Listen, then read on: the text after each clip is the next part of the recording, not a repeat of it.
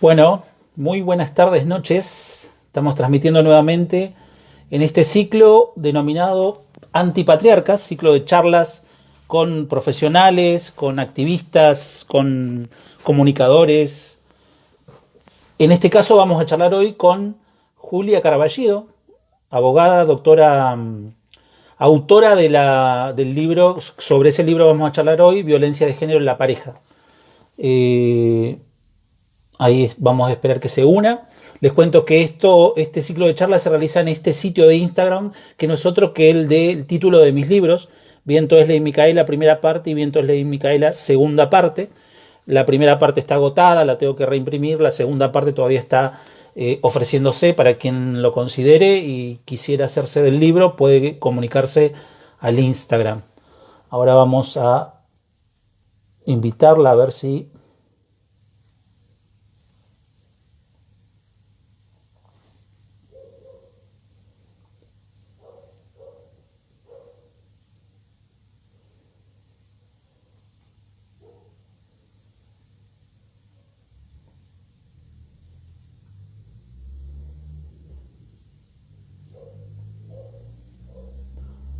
Ahí está. Les cuento que Julia es abogada, que es especialista en abordajes interdisciplinarios de violencia familiar y de género de la Facultad de Psicología de la UBA, diplomada en estudios de género, tiene cursos de posgrados en UBA y en temas de violencia de género, de violencia familiar, masculinidades, tiene un posgrado en formación de acompañantes comunitarios contra la violencia de género, eh, asesora del área de géneros de UEMB. Ah, está bien, listo. Me dice que la invite. Muy bien. Ahí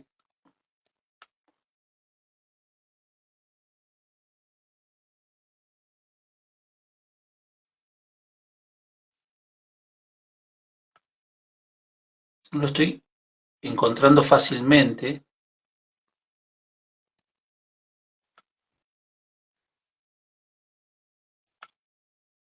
No sé si ya me estás viendo, Julia. Si no, la otra opción es que vos me mandes el pedido de invitación para que yo te acepte, porque no estaría encontrando tu sitio.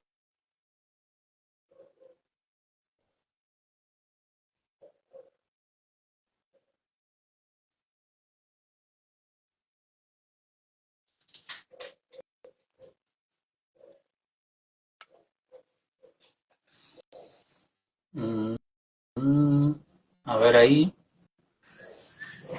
Ahí está. Ahí lo mandé al de doctora Carballido. Tendría que llegar. Ahí está. Perfecto. Olis, Buenas, ¿cómo andás, Julia?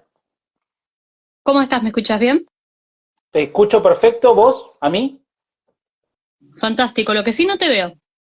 Ah, yo sí te veo, pero bueno, se está viendo en la pantalla supuestamente. Los que estén viendo después nos avisan a ver si nos ven a ambos. Pero bueno, mientras tanto continuamos, ¿te parece? Fantástico. Te estaba presentando, Julia, mientras estaba... Ahí estoy viendo que tu actuación profesional radica en Quilmes, ¿puede ser?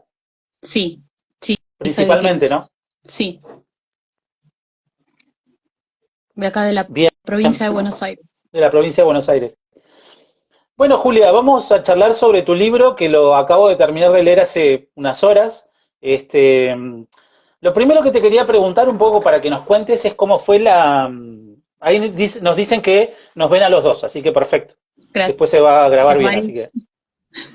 ¿Cómo fue la iniciativa de publicar un libro? Viste que conlleva toda una... eh, es un proceso, es un Sí, proceso complejo, ¿viste? Es una carga personal. ¿Cómo fue el inicio? ¿Cómo fue la decisión? en realidad la base del libro fue mi tesis de especialista, con la Ah, que me recibí como especialista en intervenciones transdisciplinarias. Es un título larguísimo, pero ujú, en violencia familiar y de género, en psicología de la UBA. Y cuando la estaba haciendo, yo siempre pensé en cómo podía, qué podía hacer para ayudar a todas las Julias del pasado, porque respondí las preguntas que tenía al principio cuando recién arranqué con la temática y no sabía para dónde correr, o no podía entender, o no podía interpretar lo que veía. Y entonces, partiendo desde ahí, trabajé la tesis que después se convirtió en el libro que ahora sacamos en Amurabi. Bien. ¿Cuánto tiempo de proceso te llevó? Mira, la parte más dura, te voy a decir la verdad, fue la tesis, pero para todos los tesistas que hay sueltos por ahí, chicos, ustedes pueden.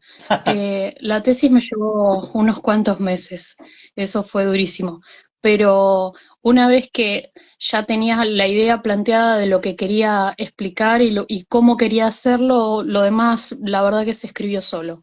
Em, Después, obviamente, lo que también pensé, como originalmente pensé, yo me recibí en la Facultad de Psicología. Y lógicamente, claro, hay como un pequeño choque cultural ahí, porque nosotros Ajá, hablamos un idioma diferente. Y total.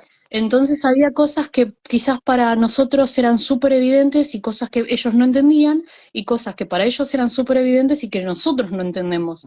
Entonces traté de hacerlo de una forma que fuera accesible, indiferentemente de dónde vinieras, de qué rama vinieras. Entonces, si Es, de repente trabajaba algún tema jurídico, lo explicaba, y si trabajaba algún tema de sociales, lo explicaba, y si trabajaba algún tema de los estudios de género o de psicología, se aclaraba. está bien. Y me pareció que era lo más práctico para los que recién arrancan en la temática, sobre todo, pero también porque hay algunas cuestiones que se prestan para algunas confusiones, quizás. Ujú. Entonces se me ocurrió que era la forma más práctica de ayudar a Julia del pasado a entender, ahora que tengo la formación y que tengo las herramientas como para responder todas esas preguntas, ¿no? Bueno, eso se nota mucho en el libro, ese cruce de discursos permanente.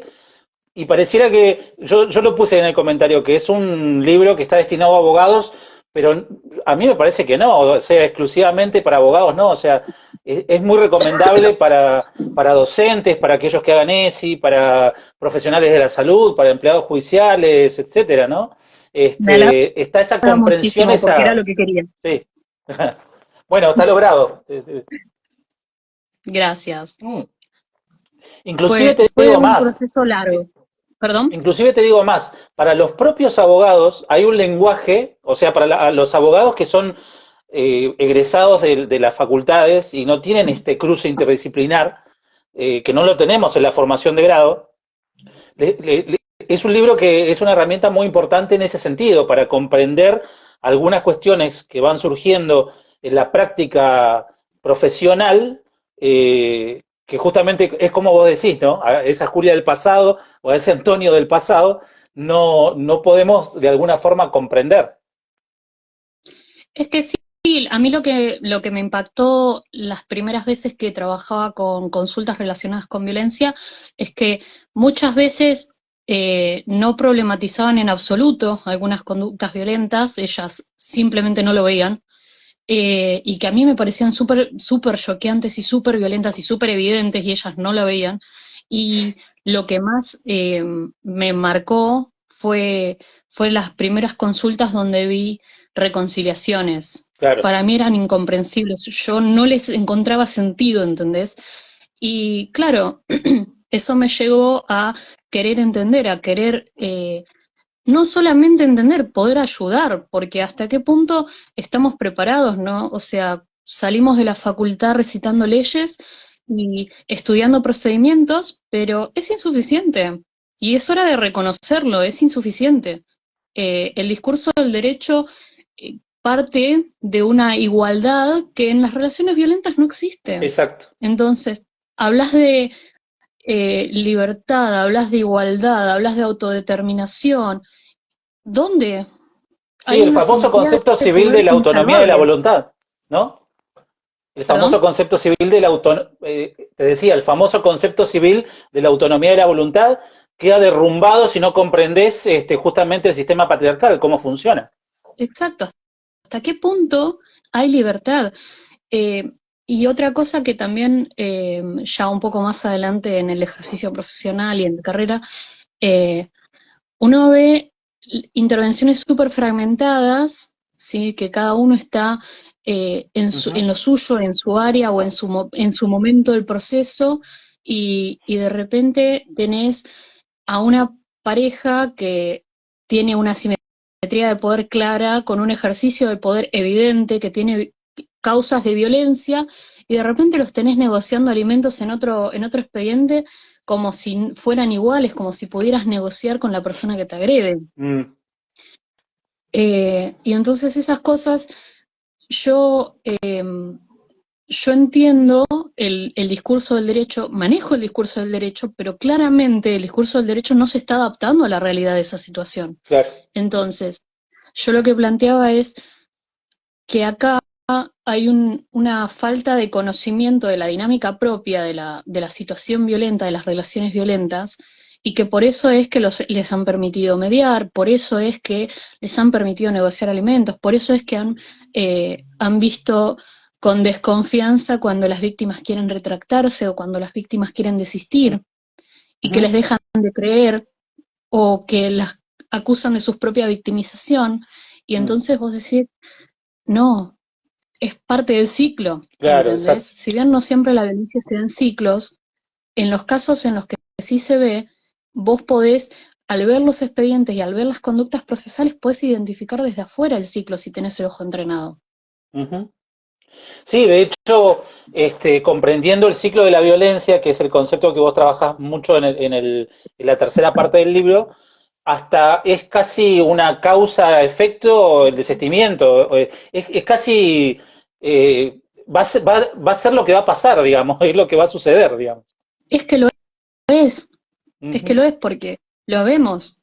O sea, y es claro y es evidente cómo se da. Ahora, tiene tiene esa particularidad, plantea dificultades especiales para la intervención jurídica, por así decirlo, ujú, porque estás en el borde entre me meto y en realidad no estoy respetando la voluntad de la persona que no quiere continuar con el proceso, y se puede volver un poco paternalista, pero a la vez estamos obligados a nivel, desde el Estado, suponete, están obligados a hacer todo lo posible para prevenir, y entonces tenés el bordecito ese de hasta dónde intervenimos y cuándo podemos intervenir y cómo podemos acompañar, pero sin generar nuevas violencias preinstitucionales en este caso. claro. Es complejo. Sí, sí. Imagínate si es complejo para los abogados, lo complejo que debe ser para otro tipo de intervenciones. Policía, salud, salud mental, no sé, escuelas. Ahí No te se me escucho. está yendo la ¿Me transmisión, escuchás? no sé si me estás escuchando, Julia. Ahí está, ahí Ahora sí, volví. ahora sí. Sí, ¿Estás ahí?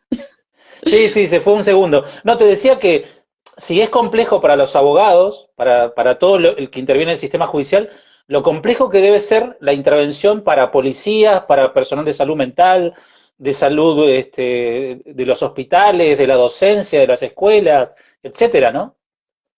Es que es difícil para todos porque, a ver, acompañar en una situación de violencia, en este caso de género, en este caso en la pareja, es difícil y es súper desgastante y requiere de una gimnasia y de una sensibilidad particular porque eh, también es desgastante para las redes de contención, Claro, también es complicado para el sistema. El tema es que a ver, la ruta crítica de la mujer que trata de romper esta relación violenta, que trata de salir de ahí, es difícil y se ve condicionada o se ve impulsada por las redes de contención y por el entorno.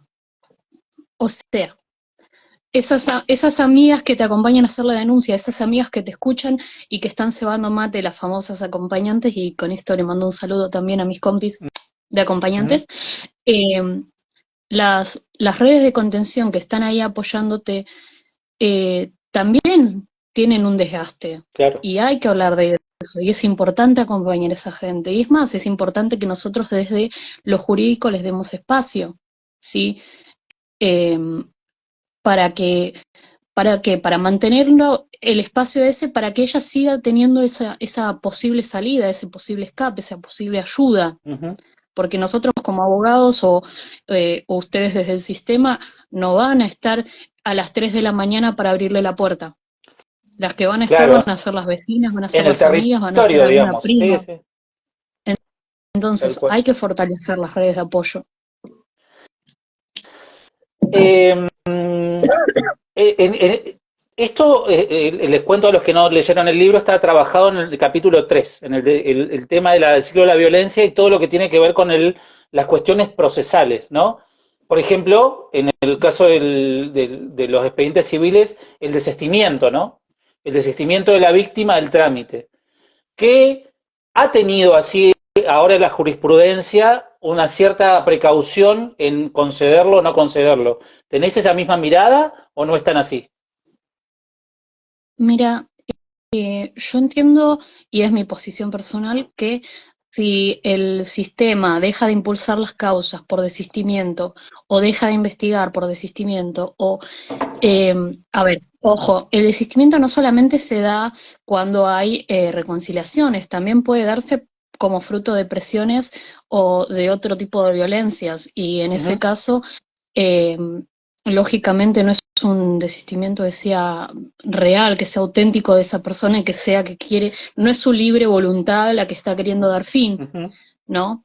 Eso es un caso especial. Ahora, cuando nosotros como sistema jurídico dejamos de impulsar una causa o le dejamos de dar herramientas de protección a esa persona porque hay un desistimiento que sabemos que se relaciona con una reconciliación con el agresor, estamos colaborando en dejar a esa mujer en una situación de vulnerabilidad muy complicada, porque tengamos en cuenta que también cuando hay reconciliaciones, va a haber un problema y una resistencia por parte de las redes de contención.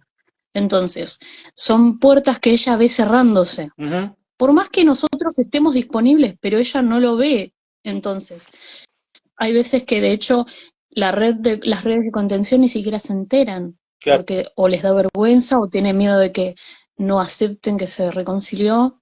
Y entonces deja de hablar de ese tema con esa gente. Y entonces deja de venir al juzgado. Y entonces deja de atender el teléfono a los empleados del juzgado cuando llaman para hacer seguimiento. Ujú. Y entonces, ¿qué pasa? No va a tener lugar para poder salir o va a creer que no lo tiene, lo cual a los efectos prácticos es lo mismo. Tal cual. Y ahí Yo yo creo que quería... igual, Perdón, perdón, perdón, adelante, adelante. Sí, yo creo que igual el hecho de que el Estado deje de lado el impulso de las causas porque hay una reconciliación es fuente de responsabilidad internacional, porque estamos obligados, el Estado está obligado a proteger, a claro, prevenir. sí. Sí, ¿Y y de sabes qué hecho va a pasar? hay fallos internacionales ya en ese sentido que lo dicen expresamente, ¿no? Vos los mencionás, están citados en el libro. Sí. Es que es así, si lo pensás, proteger, prevenir, o sea, saben qué va a pasar y saben que los ciclos se cronifican con el tiempo y saben que la Claro. violencia se agrava con el tiempo, porque si el punto de la violencia de género nunca fue generar dolor, no es una violencia sádica, es Ujú. una violencia que busca someter, que busca disciplina. Claro. Entonces, si al principio de la relación hacías que se calle con mirarla o con un gesto, y después la violencia va subiendo porque ya ese gesto no va a ser suficiente, porque hay una adaptación también a la violencia, entonces nosotros que estamos obligados a formarnos y que estamos obligados a actuar con perspectiva de género, que no es un invento de un discurso, es obligatorio, ¿ok? Nosotros que sabemos lo que pasa, elegimos no hacer nada y bueno, hay una fuente de responsabilidad internacional.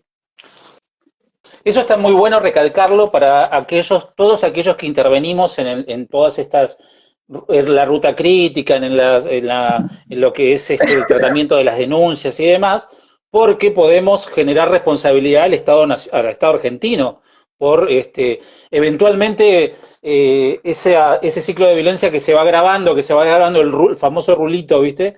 Que después explota y que es conocido generalmente lamentablemente por los famosos femicidios, ¿no? Y sí, sí, Ha habido causas que no todas llegan al conocimiento público y que no todas llegan a conseguir que se habilite la vía internacional, no todos llegan, Ujú. pero la realidad es que hay mucha negligencia también en el tratamiento. Claro, Existe. Más allá de que claro. es obligatorio que se formen en género, hay una resistencia. Bueno, esa resistencia vos la trabajás en el primer capítulo, ¿no? Cuando empezás a hablar del patriarcado, de los mitos que hay en contra de los discursos feministas, sobre todo, que son muy, lamentablemente son muy actuales. Hablas también de los neomitos, eso me gustó mucho, en el sentido de las nuevas, los nuevos negacionismos que van, ¿no? Por falsas denuncias, la famosa, el varón puesto como víctima, ¿no? De esto que muchos denominan ideología de género. Sí, el tema de la, ya ahí me sulfuro, el tema de la ideología de género no es una ideología, no es algo que creamos entre un grupo de locas, es ciencia. La ciencia y los estudios de género han visibilizado que hay una opresión sistemática contra el colectivo femenino y que nosotras tenemos riesgos que objetivamente los varones no tienen y que nosotras sufrimos violencias que los varones no sufren. Y es importante distinguir la cuestión de género, no solamente de la violencia en general y luego de la violencia familiar. Eh, la violencia familiar involucra distintos tipos de violencias específicas, como lo son la violencia contra adultos mayores o Ujú. como es la violencia contra niños, niñas y adolescentes, y en lo que me interesa en el libro, la violencia de género. Es muy importante hacer la distinción porque no es una cuestión teórica nomás, tiene consecuencias prácticas. Al tener una dinámica específica, requiere medidas específicas. No funciona de la misma forma que, porque siempre escuchás la típica, las mujeres también pegan. Sí, las mujeres también pegan, pero es en otra dinámica.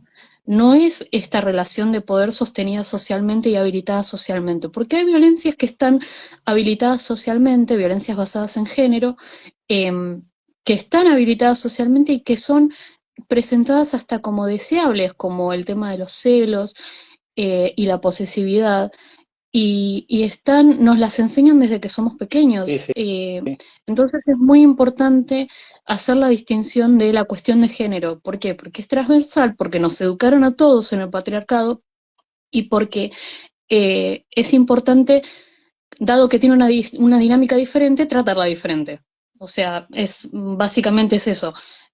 La primera distinción es esa. Ahora, yendo a lo que me preguntabas, es importante también hablar de cómo la distinción del tema del patriarcado y cómo funciona eso, de la misma forma que nosotras hemos cambiado nuestras definiciones de violencia a lo largo del tiempo, porque hemos ido problematizando cosas diferentes, el patriarcado también se adapta, porque es una Claro. organización social, es una estructura y se adapta, porque si mantuviera la misma lógica ya no sería sostenible. Entonces tiene que adaptar sus estrategias de subordinación, Ujú. las tiene que adaptar. Y se adapta en el discurso, ponele.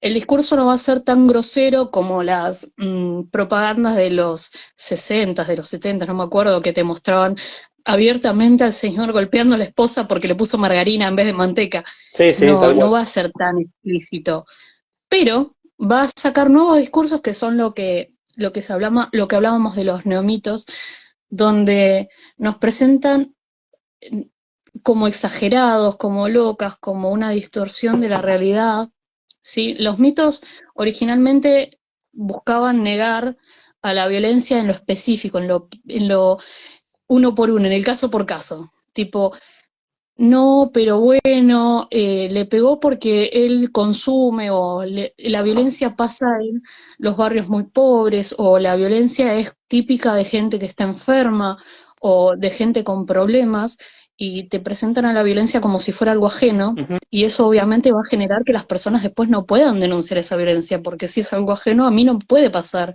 Y si es algo de gente enferma que consume o que es de bajos recursos, a mí no me puede pasar, entonces a mí me va a costar más ir a denunciarlo. Ahora, en cambio, los neomitos lo que hacen es negar a la violencia de género como algo colectivo. Entonces, ¿qué pasa? Sí, bueno, le pegó, o es una cuestión entre ellos, ¿entendés? O la avalancha de denuncias falsas, como si fuera que la gente no tiene nada mejor que hacer que ir y sentarse en una comisaría de la mujer por 6 horas para tratar de pedir una perimetral. ¿Me Tal cual. explico? La Sí, sí. gente, las mujeres que sufren violencia de género no denuncian porque tienen ganas de ir a sentarse abajo del aire acondicionado. Denuncian como acto de supervivencia. Denuncian para que no las maten. Ujú. ¿Entendés? Y es más, generalmente ni siquiera empiezan, la primera denuncia generalmente, o por lo menos en mi experiencia, no suele ser por la violencia que sufren ellas, sino por el miedo de que les pase algo a los chicos. Ujú. Entonces, eh, es un mito, pero es un mito que sirve para debilitar el apoyo social a las víctimas y es un mito que hace daño. Está muy bueno ese encabezado, ¿sabes por qué? Porque vos al final, ya en el capítulo 4 y esto está ya muy dirigido a la praxis de la abogacía, digamos, de la intervención del profesional jurídico, está muy bueno tenerlo presente porque hay muchos abogados que también están plantados en esa posición negacionista. Entonces, y no solamente abogados, ¿no? Funcionarios y magistrados del Poder Judicial también. Sí, es complicado.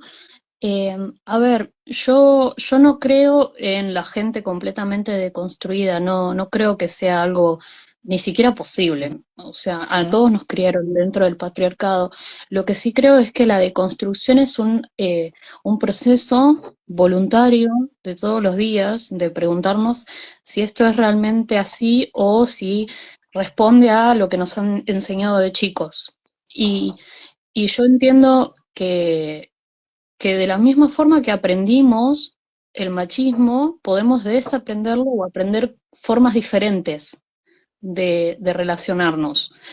Eh, entonces, con eso en mente, yo creo que es importante que nosotros estemos conscientes de, a ver, yo no le voy a enseñar a adultos cómo vivir. No, Claro, no, lejos de mí eso, ¿ok? A mí lo que me interesa es darles las herramientas para que ellos puedan ver la violencia en las prácticas y puedan elegir no hacerlo, para que nadie más pueda decir, ay, no sabía que esto era violento. O sea, es como lo de Ley Olimpia. Antes era un territorio gris donde decían, bueno, pero no es real porque escribió un mensaje en Facebook y ahora no pueden decir que no es real y no pueden decir que no saben que eso es violencia, es claro. importante. Sí, Y sí. esto es lo mismo. No podemos decir que no sabíamos que nuestras conductas procesales eran violentas o que nuestra estrategia era violenta. Yo hace unos cuantos años había comentado un fallo laboral, que vos dirás, ¿fallo laboral? Julia, ¿qué haces comentando un fallo laboral? Pero había comentado un fallo laboral porque en la audiencia de vista de causa, el letrado de la demandada había, en el momento de interrogar a los testigos, si mal no recuerdo, les había preguntado, era un caso por mobbing y violencia laboral, les había preguntado si sabían si la actora era de cambiar de pareja muy seguido, de hacer chistes Mm, sexuales en el trabajo, de salir con compañeros de trabajo, si sabían si tenía muchos novios, si salía, y, y eso es, a todas luces, una práctica claramente sexista, claramente violenta, y estaba, fíjate lo transversal de la cuestión de género, que estaban en un juicio laboral, por Dios santo, sí, tremendo. y ahora no podemos decir que no sabemos que eso es violento, Claro. ¿entendés? Porque hay una violencia simbólica importante, hay una violencia psicológica importante, hay una violencia institucional importante, hay una violencia laboral importante, y, y es importante, de hecho, por eso insisto siempre y recalco y recalco y recalco, la 26485 es de aplicación en todos los fueros, chicos, Claro. no es exclusiva de familia, no es exclusiva de penal, es para Ese todos, fallo, es en ese todos los fallo, lugares. perdón, Sí. ese fallo laboral, ¿de qué año es? Mm, ¿Sabes que no me acuerdo? Igual después te lo paso si querés. Bueno, Sí, porque lo cierto ahí es que no solamente hubo un abogado o abogada que lo formuló, sino que hubo un abogado y un abogado que lo consintió y un juez que también, no, un juez y todas las intervenciones, ¿no? De funcionarios, empleados y demás, que permitieron que esas preguntas se hicieran. Eh, De hecho, en el fallo no me acuerdo, era de una provincia, después lo voy a buscar porque honestamente no me acuerdo, es de hace unos años.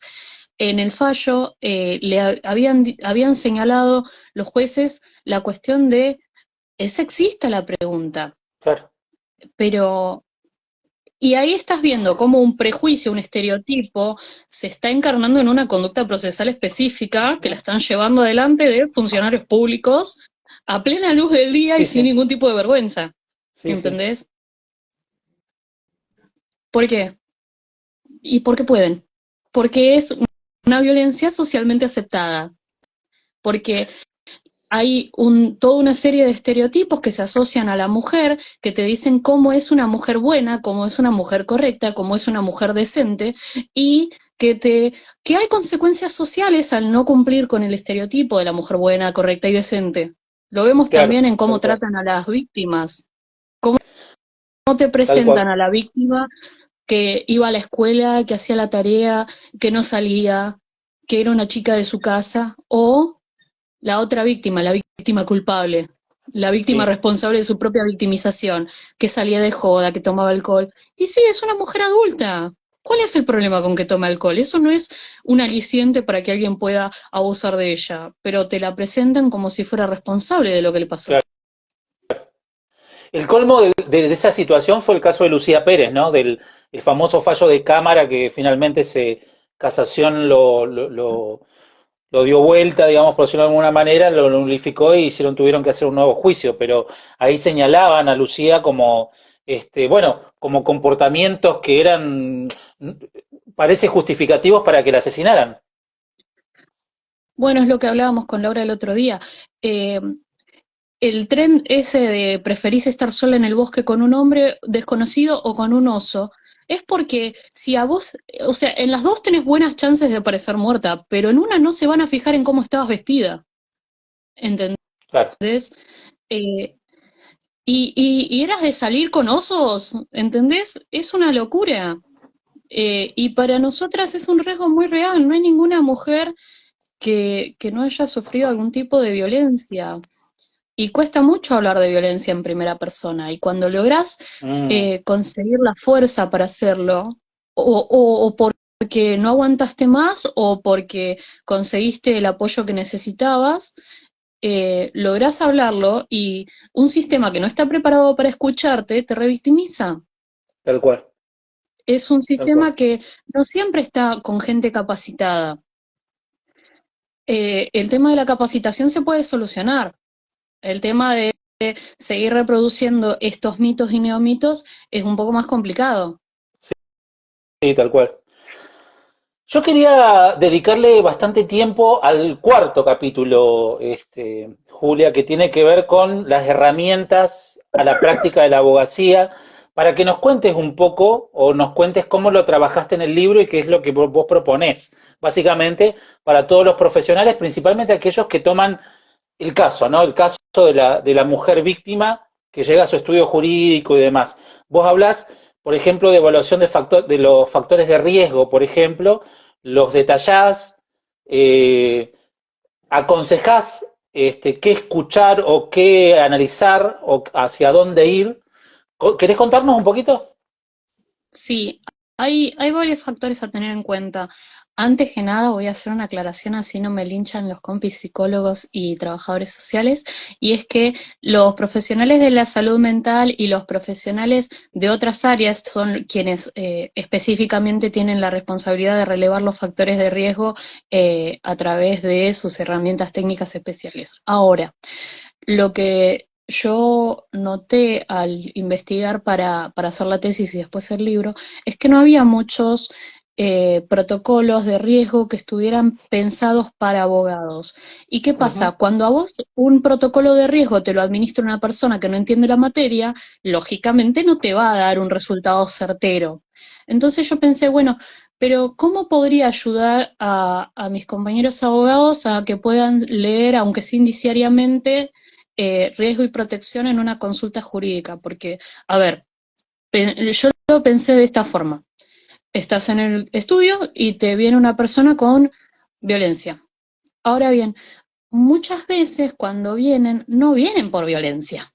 Ujú. Generalmente es algo que termina siendo eh, secundario o que medio se trata de disimular y que cuesta que se hable, por lo mismo que te decía, cuesta hablar de violencia en primera persona y cuesta reconocer que uno se ha visto en la posición de víctima, por todos los prejuicios que hay asociados, ¿no? Pero yo decía, ¿cómo puedo ayudar a mis compañeros como para entender bien el caso? Y entonces, obviamente, primero tenemos que escuchar, ¿no?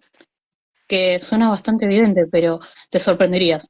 ¿Por qué? Porque la gente no siempre te lo dice de una forma ordenada, de una forma prolija, no usan las palabras que usamos nosotros. Y entonces y hay veces que ni siquiera problematizan algunas cuestiones. Entonces nosotros tenemos que estar capacitados para escuchar y poder interpretar adecuadamente lo que nos dicen, ¿no?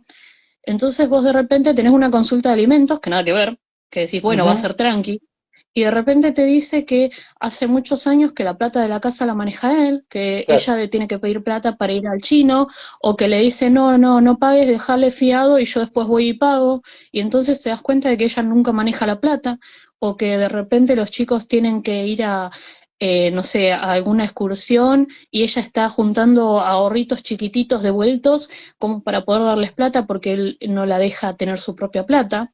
Y ella quizás hasta ciertos puntos ni siquiera lo problematiza y ella no te va a decir sufro violencia económica. Ujú. Ella te va a contar la historia y vos tenés que identificarla. Y también las diferentes violencias psicológicas que están tan acostumbradas que no las problematizan más, eh, que les grita, que esto y lo otro. Tenés que poder entenderlo vos y tenés que poder ayudarla vos, y para eso necesitas poder identificarlas vos. Ajá. Y entonces ahí está la cuestión de los factores de riesgo y de protección y la interseccionalidad. ¿Por Claro. qué? Porque no es lo mismo sufrir violencia yo como eh, mujer adulta, económicamente independiente, con mi propio trabajo, con mi título universitario, que sufrirla cuando soy una mujer migrante, que no tengo ningún familiar en este país, que apenas hablo el idioma o que quizás no tengo trabajo y estoy viviendo de lo que me da él o de changas, ¿sí? Entonces, la interseccionalidad de estos factores de vulnerabilidad va a condicionar muy gravemente la posibilidad que esa mujer tiene de acceder a ayuda a tiempo. Entonces, esas cosas Ujú. eh, las vamos a ver como factores de riesgo. Después vamos a ver como factores de protección el que esa mujer tenga una red de apoyo, por ejemplo, que a lo mejor no tiene familiares acá, pero en el club del barrio se juntan con algunas mujeres más y esas mujeres la acompañaron a la consulta o de repente que se turnan con las madres de la escuela para cuidar a los chicos y eso nos da un punto de apoyo más. Tal Hay un cual. montón de factores a tener en cuenta. También del lado del agresor. No va a ser lo mismo si de repente el agresor tiene uso y acceso a armas de fuego que si no lo tiene. Claro. Y no pasa por una cuestión de crucificar al agresor porque, no sé, tenga antecedentes penales o etcétera. Pasa por una cuestión objetiva de ver la peligrosidad, porque si el caballero de repente tiene, tiene cero respeto por la ley, ya tiene varias perimetrales que las incumplió, tiene varias denuncias de todas las exmujeres, tiene una causa penal, pero es por tentativa de femicidio, y bueno, ahí tenemos un factor de riesgo importantísimo. Ujú. Bueno, vos recalcás este tema del compromiso de profesional y señalás mucho las reglas de ética de los colegios de abogacía, ¿no? Que tienen que ver y que remarcan el tema de no solamente de la capacitación, sino de este compromiso profesional para incursionar en todas estas cuestiones y no hacerte el oso, básicamente, porque es lo que vos decís. Los estudios jurídicos comúnmente O sea, el reclamo más cotidiano es el de alimentos, ¿no? Alimentos, alguna autorización de viaje, cuidado, pero detrás de eso, cuando empezás a escarbar y empezás a hacer toda esta actividad profesional, es probable que vayan a surgir. Detrás casi de todo alimento hay una violencia económica, ¿no? Y quién sabe cuántas cosas más. Sí, yo mucha fuerza sobre el tema de la cuestión de ética porque, y es algo que lo vengo diciendo hace muchos años, no hay imparcialidad ante la violencia. Ujú. Si vos ves que están pateando a alguien en el piso y no haces nada, estás a favor del que patea. No hay Ujú. medias tintas acá. Y eso no quiere decir que nosotros vamos a incumplir nuestro rol como profesionales, porque eh, creo que es importante que nosotros que nos hemos formado en género también trabajemos con varones que ejercen violencias. ¿Por qué? Porque es en el interés de todos que se desactive esa violencia, que esa violencia cese. Y si nosotros que nos formamos en género no trabajamos con varones, entonces la gente que va a trabajar con varones va a ser la que no esté formada en género, y Claro, eso es objetivamente peligroso para la víctima. Y eso claro. da lugar a conductas procesales revictimizantes. Entonces, yo creo que hay que trabajar las causas de violencia, hay que trabajarlas, o todas las causas conexas, porque, insisto, la violencia no se limita al expediente de protección contra la violencia familiar. Las causas que tengan personas involucradas en el ciclo de la violencia las tenemos que tomar con mucha responsabilidad. Y eso es central para mí, porque nosotros podemos ayudar a que esa violencia se cese y esa situación se frene, o podemos habilitar y empoderar un agresor, y eso es súper peligroso, y eso da lugar a femicidios. Claro. No es accidental esto. Estamos en un país donde cada, creo que 26 horas, si mal no recuerdo, hay un femicidio. Sí, Entonces, sí. es una cuestión de vida o muerte literal para las víctimas. Y si nosotros nos sacamos de encima el problema, y yo entiendo que es difícil, porque soy consciente y me consta que requiere un, un nivel de compromiso importante, un nivel de capacitación importante, y es muy humanamente desgastante porque es muy difícil, porque muchas veces las víctimas no quieren ser acompañadas, y nosotros tenemos que seguir ahí y acompañar y aceptar que muchas veces la víctima va a tener una idea totalmente diferente a la nuestra, y nosotros tenemos que adaptarnos, porque en el momento en el que nosotros nos vamos a querer imponer y decirle a la víctima qué es lo que creemos que tiene que hacer, esa mujer no vuelve al consultorio jurídico. Y esa mujer perdió el espacio de consulta y perdió un espacio donde pedir ayuda. Entonces, Claro. nosotros tenemos que ser conscientes de nuestro rol, y de que nosotros podemos empoderar. Elijamos a quién, elijamos si empoderamos a esa persona para salir del vínculo violento, o si permitimos que siga en esa y hacemos la vista a un lado, cobramos los honorarios de alimentos y que Dios te ampare. Ujú.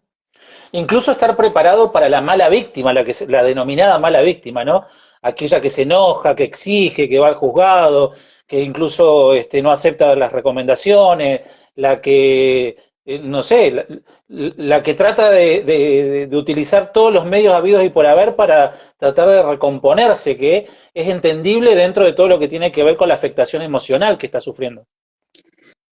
Sí, el estereotipo de la víctima como una especie de carnerito presto para el sacrificio es complicado, porque también implica que hay malas víctimas. Y es más difícil, dado que todos fuimos criados dentro del patriarcado, es más difícil solidarizarse con una persona que no vemos encajar en el estereotipo de lo que la sociedad previó que tendría que ser una víctima. Ujú. Y entonces te dicen, bueno, pero si estaba sufriendo tanto, ¿qué hace con tan producida, con las uñas hechas? ¿Por qué se va de shopping?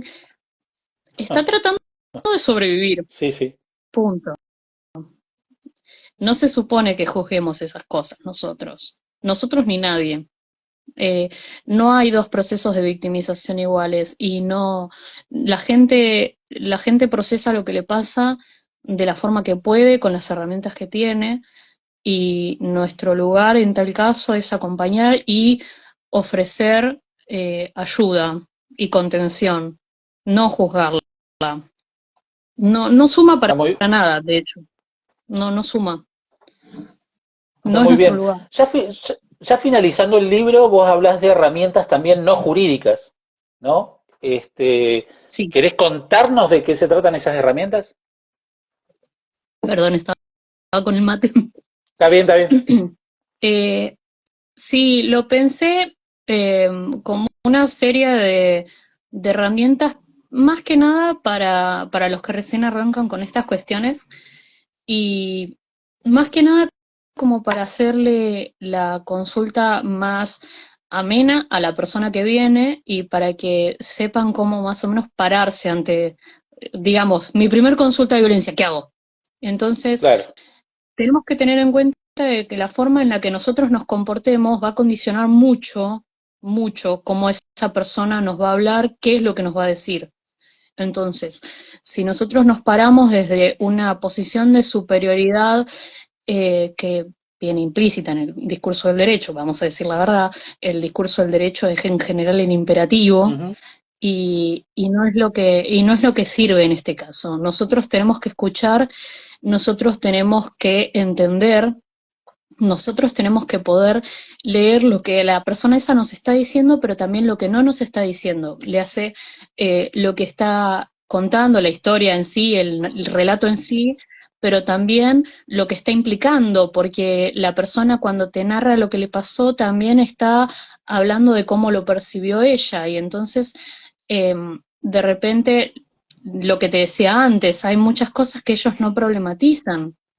Y aparte, nosotros tenemos que tener en cuenta que cómo nosotros nos planteemos ante esa consulta, ante ese relato, la va a condicionar porque a lo mejor es la primera vez que está hablando del tema.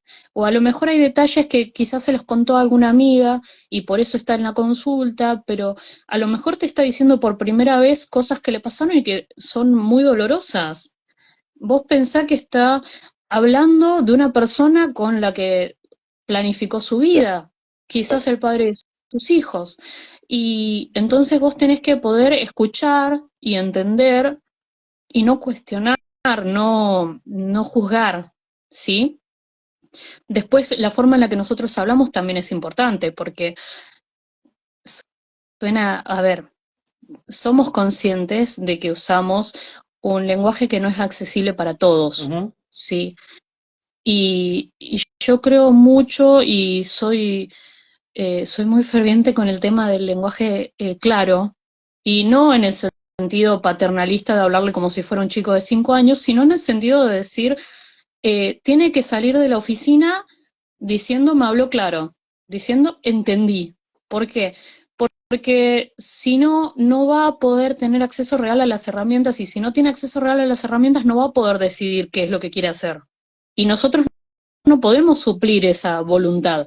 Entonces, hay que explicarle las cosas de forma clara, de forma adecuada, para que lo entienda. Claro, No, no hablar de notificaciones y recursos y comunicaciones y oficios, sino hablar de le van a avisar esto, le van a poner en su conocimiento, le van a informar esto, vamos a mandar un papel a este lugar para que informe tal cosa, y porque hay muchas cosas que la gente le da vergüenza también preguntar, y ellos no tienen por qué conocer el lenguaje jurídico. claro, Entonces, hay que hacer que el lenguaje jurídico sea accesible.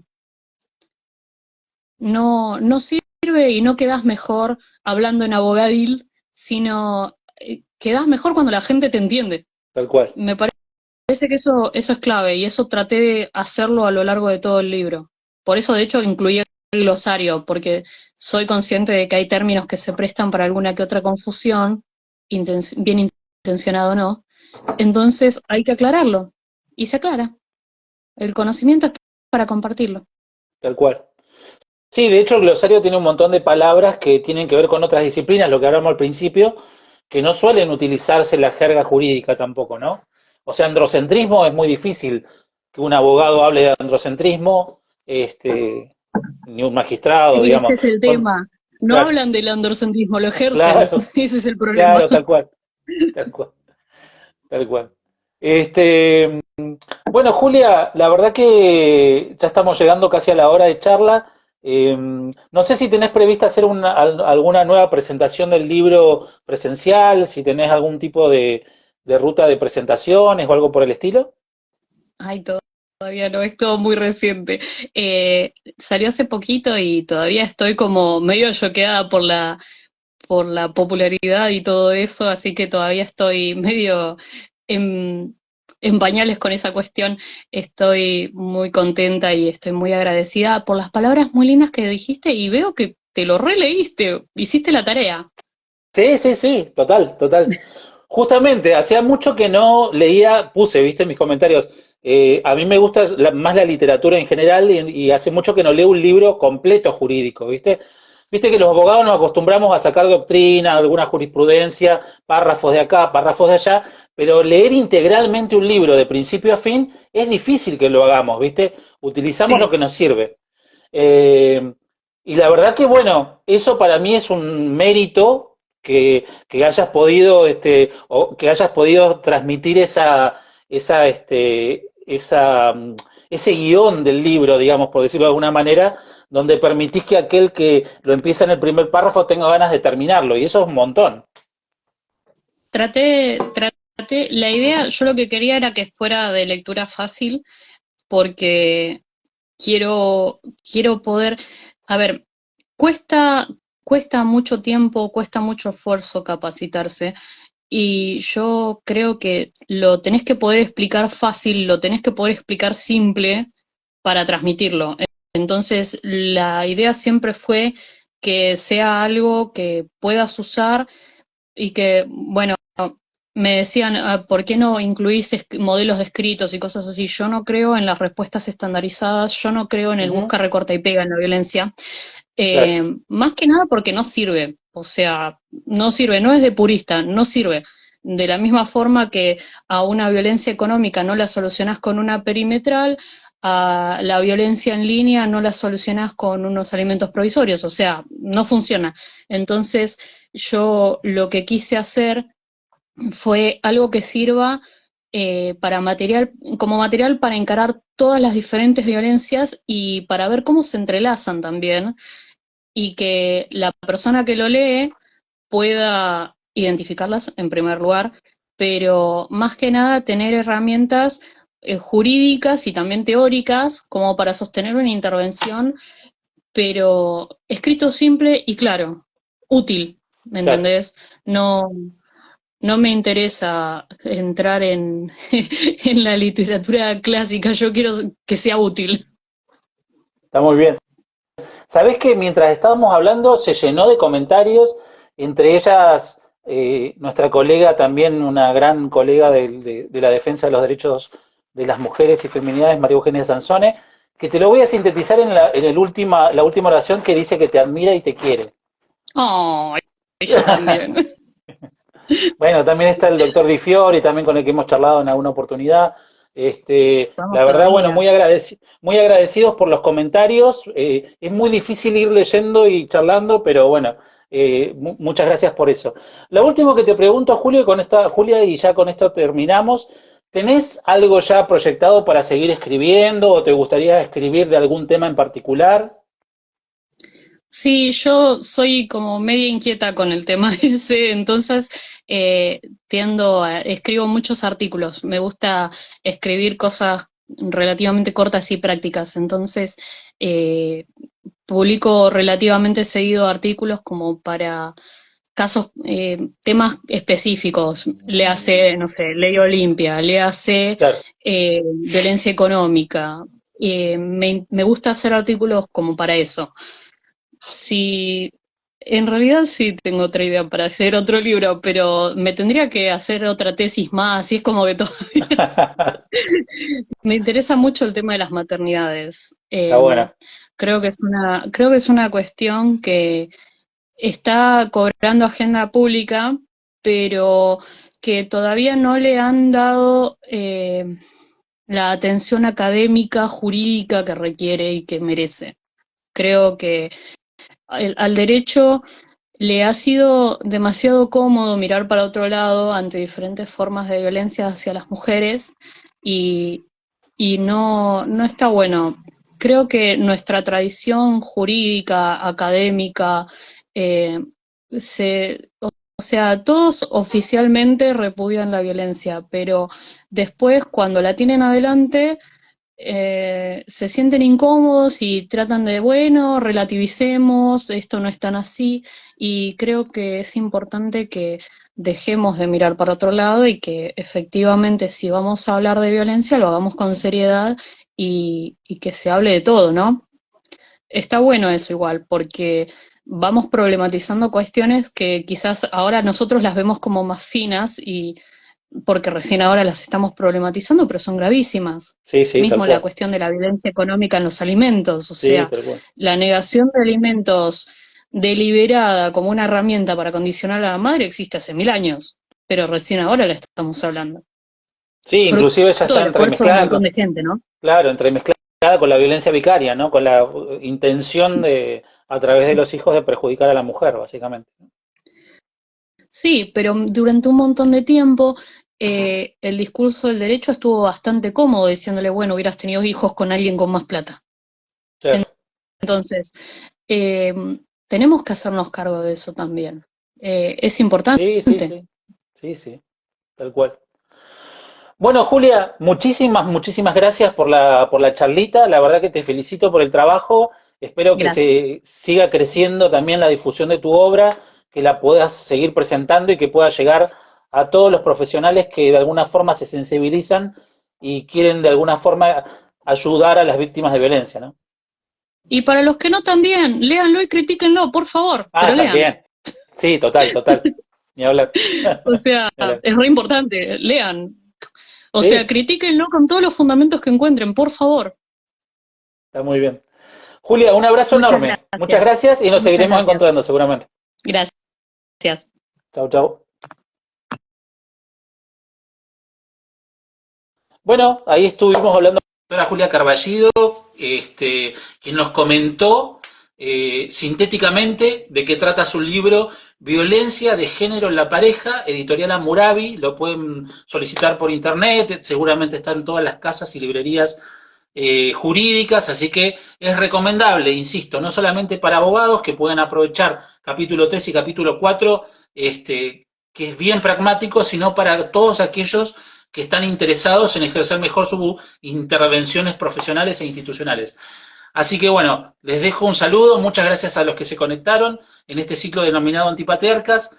Les cuento y les anticipo que vamos a continuar con una charla con la doctora de Tucumán, doctora en psicología, María Graciela Córdoba. Ya vamos a poner fecha y hora, pero bueno, será hasta la próxima. Muchas gracias.